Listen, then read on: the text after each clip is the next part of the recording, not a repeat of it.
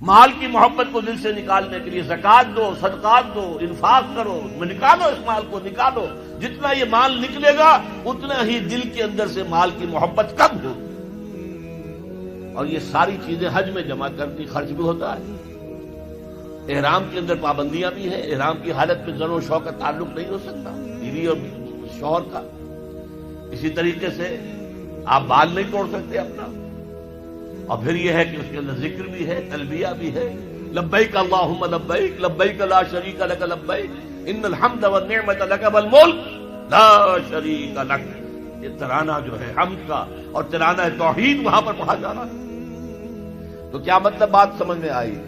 یہ چار عبادات اس لیے دی ہے کہ وہ بڑی عبادت ہم کر سکے، کہ ہم سے کہیں اللہ کے کسی حکم کے خلاف کوئی حرکت سرزد نہ ہو جائے۔